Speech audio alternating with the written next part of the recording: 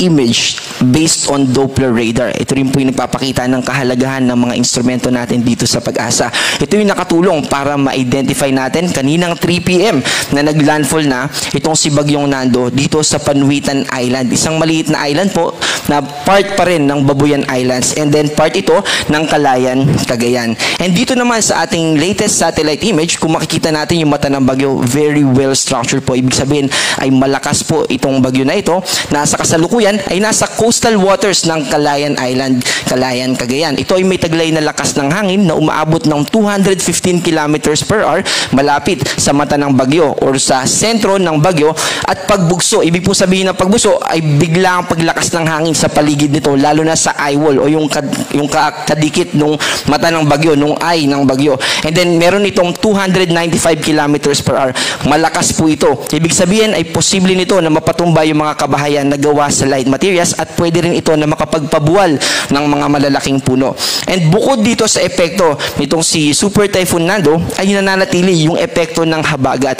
At yung pag-ikot, kapag nasa Northern Hemisphere, itong mga bagyo natin ay counterclockwise yung ikot. Kaya hinihila niya yung moisture na associated dito sa habagat at yun din yung isa sa mga dahilan kaya tayo nakataas sa orange rainfall warning dito sa Metro Manila. At bukod doon ay naaapektuhan din yung western part ng Southern Luzon, particular na yung Mimaropa at ganoon din sa western part ng Visayas at Zamboanga Peninsula.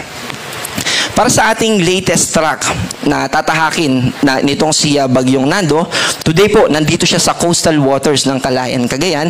Bukas ng umaga, alas 2 madaling araw, ay nandito na siya sa boundary ng Philippine Area of Responsibility. Ibig sabihin, bukas ng umaga ay nasa labas na ito ng Philippine Area of Responsibility at unti-unti nang mababawasan yung epekto nito sa ating bansa, particular na sa Northern Luzon. At yung inner circle, ito po yung lugar na kung saan merong tayong at least 89 kilometers per hour na lakas ng hangin.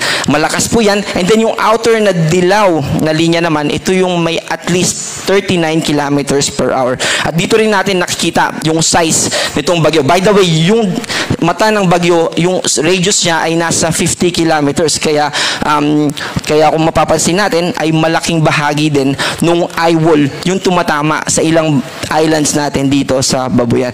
And also, sa mga susunod na araw ay mananatili siya na super typhoon and by 2 p.m. sa Wednesday, dito na siya tuluyan na mas mababawasan yung intensity. From super typhoon ay magiging typhoon na lamang ito at magtutuloy-tuloy siya dito sa southern part ng China.